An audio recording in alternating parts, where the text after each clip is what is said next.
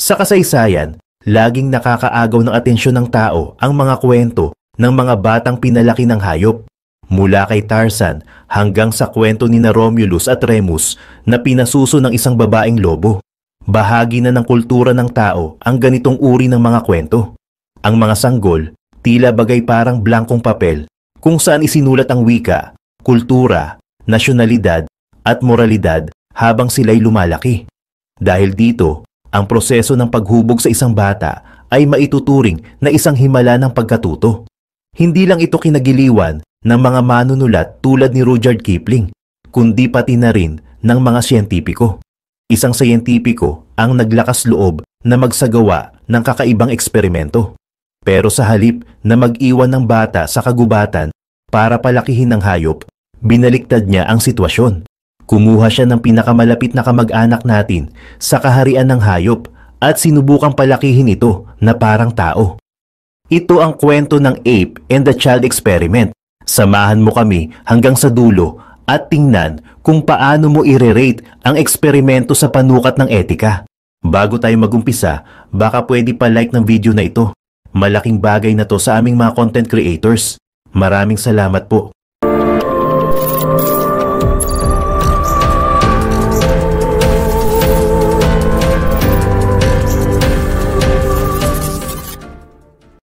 Nagsimula ang kwento noong 1930 sa Abrio Colony sa Cuba sa pagsilang ng isang babaeng chimpanzee noong November 15. Hindi nagtagal, ang sanggol na chimp at ang kanyang mga magulang ay idinonate sa Yerkes National Primate Research Center, isang institusyong pinamunuan ni Robert Yerkes, isang kilalang eugenicist. Ang research center ay ginagamit para sa pagsasaliksik sa medisina at comparative psychology. Pinangalanan ng chimp na Gua, ngunit noong June 1931 ay tinanggal siya mula sa kalinga ng kanyang ina sa edad na 7.5 months. Siya ay ipinadala sa bagong tahanan bilang bahagi ng isang comparative experiment. Ang mga siyentipikong sina Luella at Winthrop Kellogg kasama ang kanilang 10-month-old na anak na si Donald ang naging bagong pamilya ni Gua. Ang mag-asawang Kellogg na nagkakilala sa Indiana University noong 1920 ay parehong dedicated sa pagsasaliksik. Si Winthrop na may interes sa conditioning at learning ay curious tungkol sa epekto ng nature versus nurture sa pag-uugali. Gusto niyang malaman kung palalakihin ang isang hayop tulad ng chimpanzee, katulad ng pagpapalaki sa tao, magbabago kaya ang paglaki nito? Posible ba itong mag-asal na parang tao? Ang ideyang ito ay sinimulan niya noong siya'y nag-aaral sa Columbia University para sa kanyang master's degree noong 1927 at inspirado siya sa mga ulat tungkol sa mga feral children na tumira kasama ang mga lobo. Naniniwala si Kellogg na natutong kumilos ang mga bata tulad ng lobo dahil iyon ang hinihingi ng kanilang kapaligiran. Kaya naisip niyang baliktarin ang sitwasyon. Kung ang hayop ay palalakihin ng tao, maaari bang manaig ang nurture sa likas na katangian nito? Isang pambihirang pagkakataon nang isilang ang unang anak ni Kellogg. Plano nilang palakihin si Gua at Donald na parang magkapatid para mapaghambing ang kanilang paglaki. Hindi itinuring na alaga ang chimpanzee. Tinrato ito bilang tunay na bata. Pinakain gamit ang bote, pinaliguan, binihisan, at isinakay sa stroller. Layunin ng eksperimento na tuklasin ang mga pagkakaiba sa likas ng tao at hayop sa parehong kapaligiran. Turuan ng chimpanzee na maglakad ng tuwid kasabay ng bata. Itatama rin ito sa mga pagkakamali tulad ng tao. Bukod dito, sasanayin at hihikayatin din ang chimp na kumain gamit ang kutsara at maglaro gamit ang laruan ng mga bata. Hindi hahayaan ang primate na matututo sa ibang paraan maliban sa paraan ng tao para masiguradong magkaroon ng mas malaking tsansa ang eksperimento na lumikha ng chimp na kumikilos na parang tao. Para maisakatuparan ito, humingi ng tulong si Kellogg kay Yerkes at nakakuha ng Social Science Research Council Fellowship. Nagtrabaho siya sa Yale Anthropoid Station sa Florida noong 1931 bilang paghahanda para sa eksperimento. Kinailangang lumipat ng pamilya ni Kellogg sa Florida At hindi nagtagal ay dumating si Gua, ang chimpanzee, para simulan ang kakaibang eksperimento. Noong tag-init ng 1931, ipinakilala sina Gua at Donald sa edad na 7.5 months at 10 months. Sa lahat ng aspeto, tinrato ng mag-asawang Kellogg ang dalawa na parang magkapatid. Agad nilang napansin ang pisikal at behavioral na pagkakaiba ng dalawang sanggol. Halatang magkaiba ang kanilang mga species. Mas mahaba ang mga braso ni Gua kaysa kay Donald at mas malakas ang kanyang pisikal na kakayahan. Halos kumpleto na ang mga ngipin ni Gua, samantalang si Donald ay 2 pa lang. Para mas maunawaan ang physiological at psychological na pagkakaiba ng dalawa, nag-isip si Kellogg ng mga kakaiba at minsang malupit na eksperimento. Isa sa mga naisip niya ay ang pagsusuri sa kanilang bone structure. Para dito, pinalo ni Kellogg ng kutsara ang ulo ni na Donald at Gua upang marinig ang pagkakaiba ng tunog. Lumabas na mas matigas ang buto ni Gua na nagdulot ng mas matalas na tunog kumpara sa mas mahina at mapurol na tunog mula kay Donald. Nakakapagtaka dahil bago pa ito gawin, na x-ray na ni Kellogg si Gua at nalaman niyang ang bone density nito ay katumbas ng sa isang 2 years old na tao. Para masuri ang kanilang reaction time, inilagay sina Donald at Gua sa harap ng isang motion camera. Nang makapwesto na ang dalawa, pinaputok ang isang revolver sa likuran nila. Napansin na mas mabilis mag-react si Gua kaysa kay Donald. Inulit ang eksperimento ilang buwan ang lumipas. Sa pagkakataong ito, kasama ang 5 iba pang bata na ang edad ay mula 17 months hanggang 8.5 years. Ang pang-araw-araw na routine ni Gua at Donald ay nagsisimula sa alas 7 ng umaga para magising. Kasunod ang almusal ng 7:30. Mula 9 a.m. hanggang tanghalian, puno ang umaga ng kontroladong obserbasyon, pagbiyahe sa sasakyan, paglalaro sa loob o labas ng bahay, at iba't ibang eksperimento. Kasunod ng tanghalian sa 12:15 ay ang siesta hanggang 1:30 ng hapon. Sa hapon, nagkakaroon ng bath time, milk break, at higit pang eksperimento at games mula 3:30 hanggang 4 p.m. Ang araw ay natatapos sa hapunan ng alas 6 ng gabi, kasunod ang bedtime ng 6:30. Hindi palaging nasusunod ang schedule sa eksaktong oras dahil sa iba't ibang obligasyon ng mag-asawang Kellogg. Sa unang 2 linggo ng eksperimento, naitala ang reflex behavior ni Gua. Isang obserbasyon ang lumabas. Hirap si Gua sa balanse tuwing tumatayo siya ng tuwid. May 2 naging konklusyon ang pamilya Kellogg tungkol dito. Una, dahil marahil hindi pa ganap na nade-develop si Gua. Pangalawa, posible ring nadidisperse siya dahil kailangan niyang tumingala sa kanyang mga taong observer na hindi niya ginagawa kung nasa wild siya. Marahil, kombinasyon ng dalawa dahil ang bago niyang kapaligiran ay tila nakakalito para sa kanya. Mabilis na nakapag-adjust si Gua sa bago niyang tulugan. May crib na inilaan para sa kanya na may kasamang kutsyon, malinis na mga sapin, at pati na rin panggabing damit.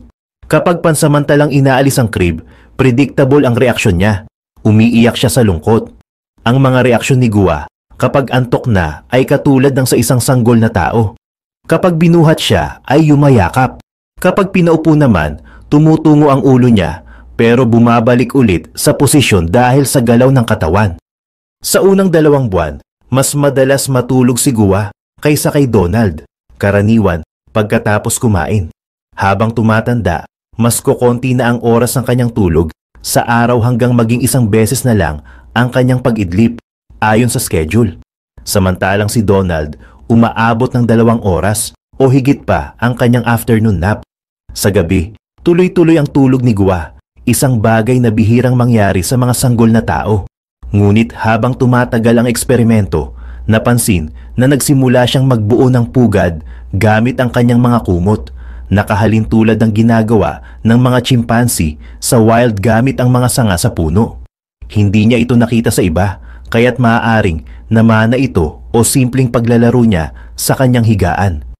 Sinubaybayan ang pisikal na paglaki ni Gua at Donald. Gumamit si Donald ng walking aid stroller dahil ang mga sanggol na tao ay kadalasang natututong maglakad sa edad na 10 months pataas. Samantalang si Gua, marunong nang maglakad noong dumating siya sa pamilya Kellogg. May stroller din siya, ngunit ginagawa niya itong laruan kaysa gamiting suporta sa paglalakad. Nakakatuwa na nagsimula ng gayahin ni Gua ang paraan ng paglalakad ng tao. Sinusubukang maglakad ng tuwid. Mas mabilis ang paglaki ni Gua kumpara kay Donald para sa kanilang edad. Patuloy na inoobserbahan ang pagkakaiba ng dalawa pagdating sa pakikisalamuha sa kapaligiran. Habang nasa toddler stage, nagsisimula nang ma-develop ang kakayahan sa pagbabasa at wika. Isa sa mga sinyalis nito ay ang pagturo sa mga bagay na interesado ang bata, at ipinakita rin ni Gua ang ganitong ugali. Halos simula pa lang ng eksperimento, makikita ng masaya ang dalawa sa presensya ng isa't isa. Masayang-masaya si Donald sa pakikisalamuha sa kanyang ate. Madalas na inaabot ni Gua ang kamay ni Donald. Minsan ay hinahaplos pa niya ang buhok nito. Habang tumatagal ay kapansin-pansin ang pagiging malapit ng dalawa sa isa't isa.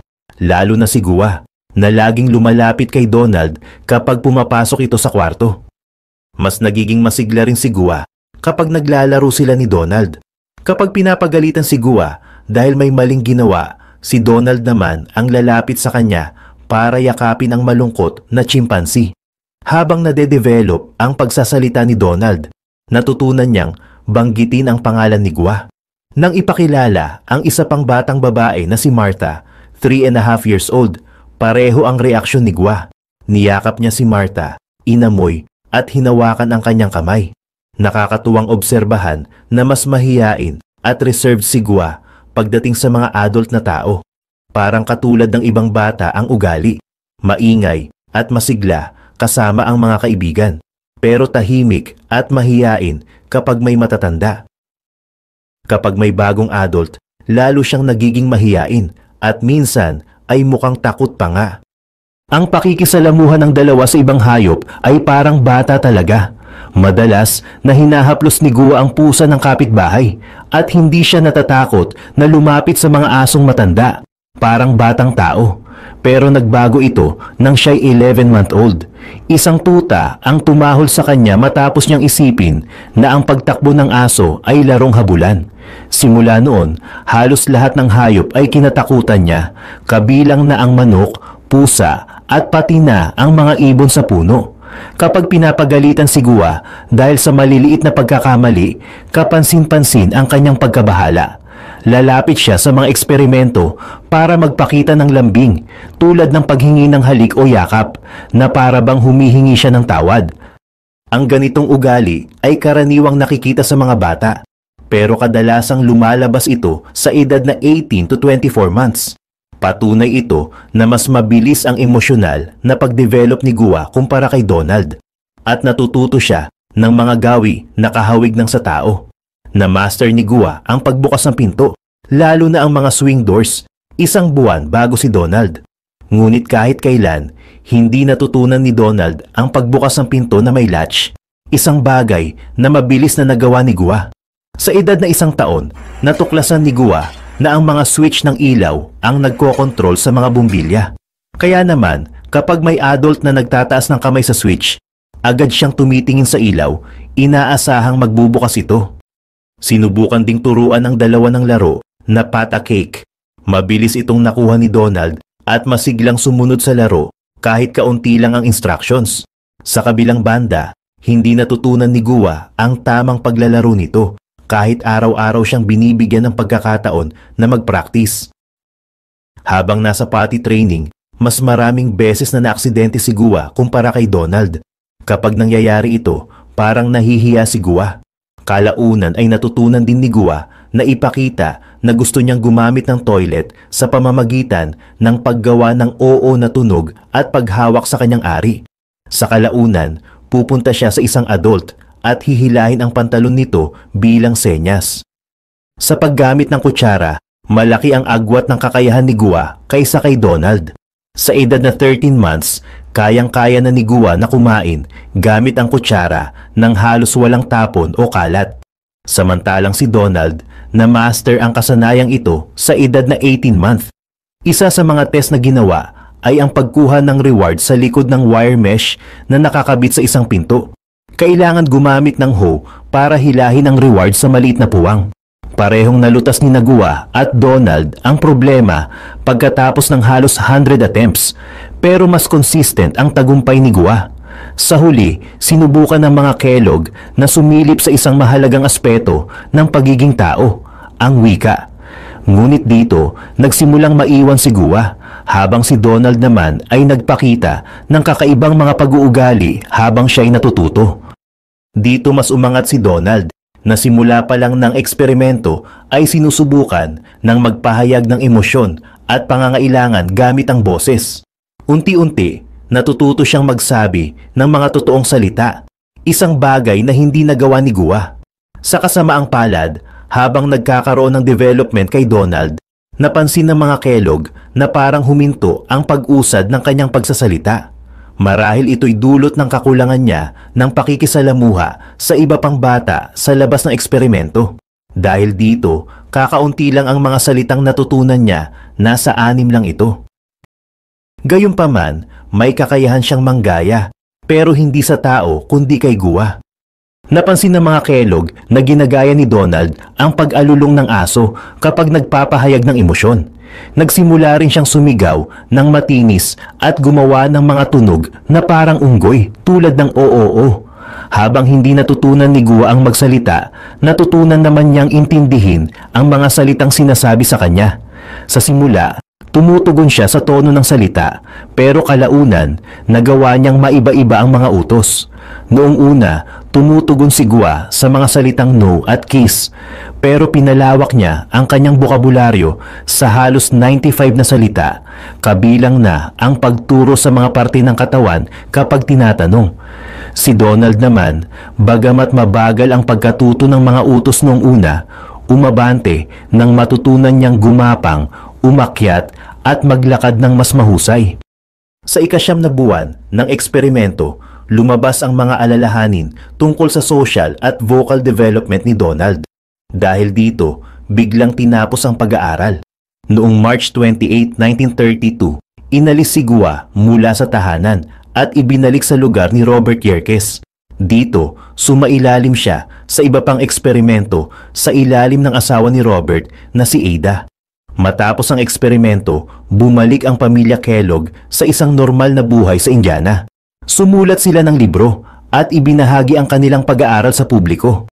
Bagamat disappointed si Winthrop na hindi na lumago pa ang development ni Gua, naisip niyang posible sana itong maging kabaligtaran ng child raised by wolves. Hindi maikakaila na natutunan ni Gua ang maraming ugaling parang tao, tulad ng paglalakad ng tuwid, pagiging halos potty trained, pag-intindi sa maraming utos, at pagpapakita ng kakayahan sa problem solving. Pero sa huli, limitado si Gua ng kanyang pagiging chimpanzee.